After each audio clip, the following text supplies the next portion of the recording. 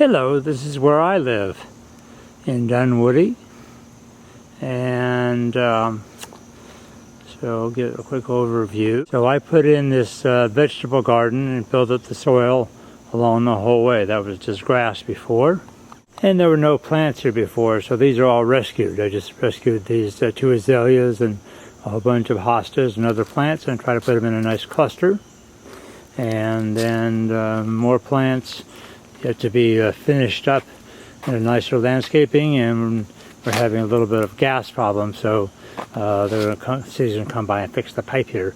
But I've just stacked up the nandinas that were at somebody else's house that I planted when they're small, and now they outgrew it, so I've brought them back larger.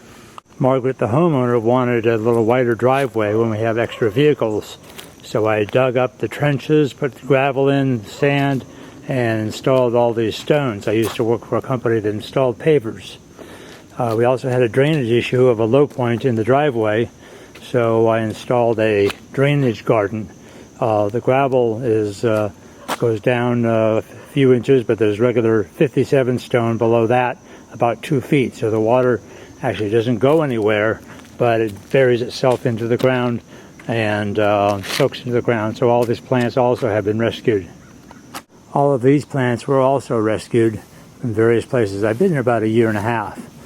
The lot drops down precipitously, and a local road project was going on. I had them dump a tandem load of dirt, and so they're building a raised path to switch back all the way down the hill to where the creek is.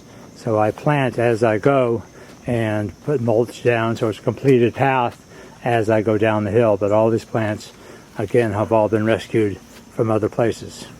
So on the side of the driveway, there's more plants. There's a lovely Japanese maple that was rescued from a hospital being torn down. And you'll see I love to do these planters with figurines. But right now the elephant ears, small elephant ears, are kind of taking over. So we'll just take a look-see. Things have to be thinned out here after they die back in the spring, but we're having a bit of a jungle look here at the moment. But I also do lots of stream beds. So all this gravel is designed to both manage water but give a lovely feel to it. And I have all kinds of ferns. So I've got like 5 different kinds of ferns going down this little actually it's a functional stream bed when it rains heavily. So we have steps going down to the backyard. And I do these gardens. We'll take a look at each one as I go along. But when we look down the hill here, let's see if I can back up enough. I did a switchback all the way down the hill. In fact, I have to bring in some wood chips, but this was no plants, just weeds, and so I brought in plants to go all the way down the hill. So I do these little gardens, which represents my philosophy of gardening, I guess. Mixtures of text.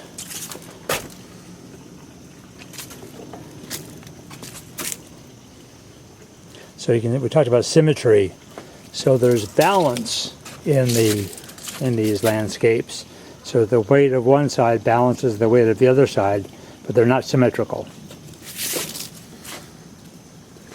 So I'm fortunate to have this creek that comes down the hill, and literally I look on this creek that's always flowing in my own yard, and it's very, very soothing.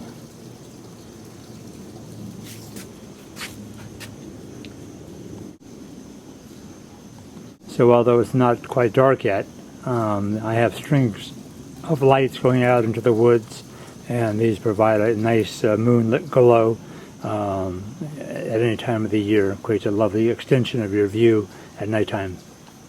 I also love bringing artwork outdoors.